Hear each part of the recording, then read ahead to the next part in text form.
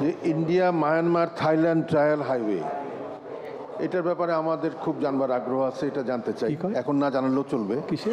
আর দ্বিতীয়ত, আমার বাড়ি ফরিদপুর, আমার আদার বাড়ি মধুকালী গ্রাম, মধুকালীতে বঙ্গেশ্বরদী গ্রামে।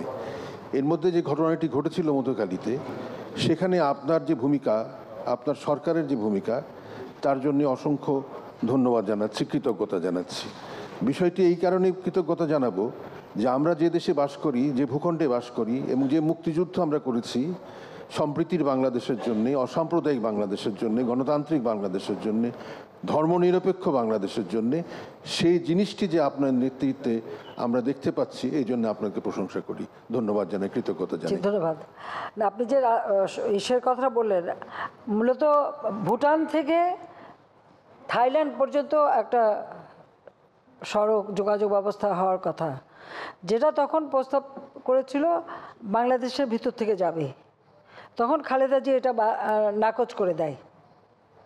যখন নাকচ করে, তখন আমি বলছিলাম যখন মডার্ন টেকনোলজি চলে আসবে, পাহাড়ের ভিতর থেকেই রাস্তা বের করে নিয়ে যাবে, বাংলাদেশের বোকাবোকি হয়ে তাদের থাকতে হবে না।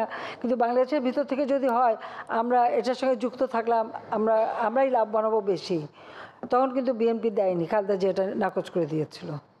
তো আমরা এখন যেমন থাইল্যান্ডকে বলছে, আমরা তাদের সাথে যুক্ত থাকতে চাই। এটা ভারতকেও বলা আছে, তাদেরকেও বলছি যে আমরা এটার সাথে যুক্ত থাকতে চাই, আমরা ওরকম এর থেকে বাইরে চলে আসতে চাই না। আর একটা ব্যাপারেও আমাদের ক্ষতিগ্রস্ত করে গেছে বিএনপি, সেটা যেমন মিয়ানমারের যে গ্যাস, এই গ্যাস কয়েকটি দেশ মিলেই কিন্তু সেখানে বিনিয়োগ করে। কিন্তু সেই গ্যাসটা ইন্ডিয়া যখন নিতে চায়, ইন্ডিয়াকে নিতে হলে বাংলাদেশের ভিতর থেকে নিতে হবে। আবার আমার কথা ছিল যে বাংলাদেশের ভিতর থেকে আমি নিতে দেব, কিন্তু আমাকে একটা অংশ দিয়ে দেবে, আমাদের একটা অংশ রেখে আমরা দেব। এবার সেটা চাইলে আমরা পেতাম, যদি পেতাম তাহলে কিন্তু আজকে আমার এই চট্টগ্রাম বা ওই অঞ্চলে কোনো গ্যাসের অভাবই হতো না, কারণ এখানে এত পরিমাণ গ্যাস।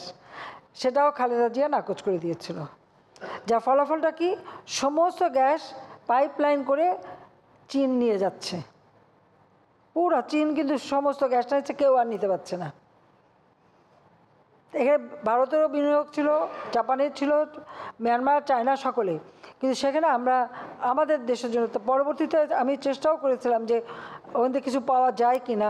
তো একবার চলে গেলে আর তো পাওয়া যায় না। তো দেশের জন্য কত বড় একটা সর্বনাশ করে দিয়ে গেছে, সেটা একবার একটু চিন্তা করেন।